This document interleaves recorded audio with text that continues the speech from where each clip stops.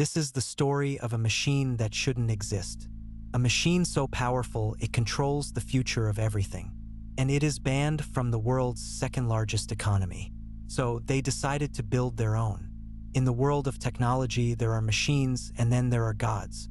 The ASML EUV lithography machine is a god.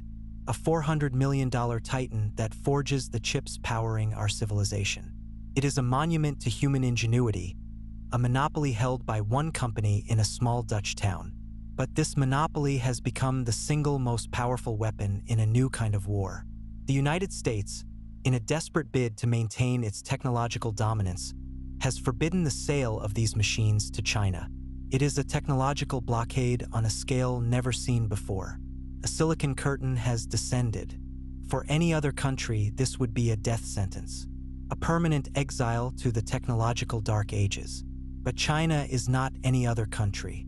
Faced with an impossible challenge, they made an impossible choice. They would build their own. This is the story of China's trillion-dollar gamble.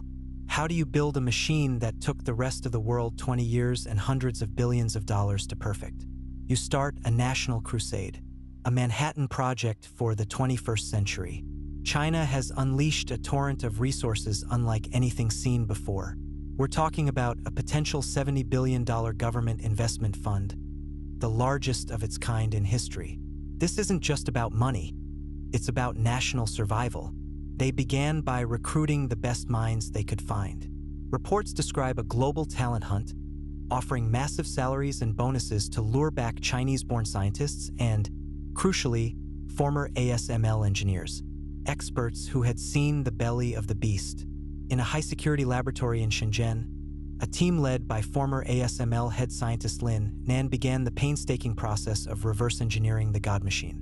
They reportedly acquired older ASML machines from secondary markets, tearing them down piece by piece, trying to unlock their secrets. And then, in late 2025, the news broke. They had done it. A working prototype of a Chinese EUV machine was operational. It was a stunning achievement, years ahead of what any Western analyst thought possible. But a prototype is not a production machine. And the gap between the two is a chasm of engineering hell. While the EUV team was working in secret, another group of Chinese engineers was pursuing a different, equally audacious strategy. If you can't get the new tool, you master the old one. Meet SMIC, China's top chip foundry. While the world was focused on EUV, SMIC was pushing the limits of the previous generation of technology. Deep ultraviolet or DUV lithography. The experts said you couldn't make modern chips with DUV. They were wrong.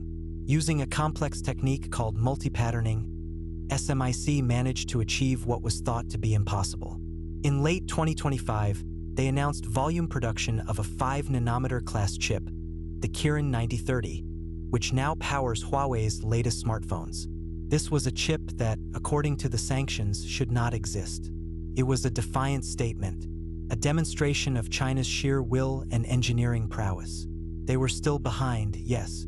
Their process was less efficient, more expensive. But they were in the game. They were not just surviving. They were advancing. This two-pronged attack, reverse engineering EUV while mastering DUV, shows the scale of China's ambition. They are not just trying to catch up. They are planning to win. So, can they do it? Can China really build a commercially viable EUV machine and close the gap with the West? The challenges are immense.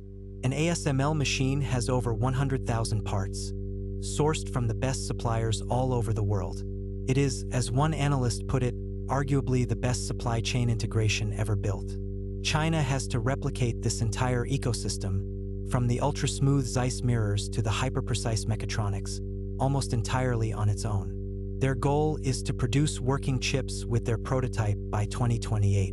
But even if they succeed, they will likely still be 1 or 2 generations behind ASML, who are already rolling out their next-generation high-NA EUV machines. But to focus only on the technology is to miss the point.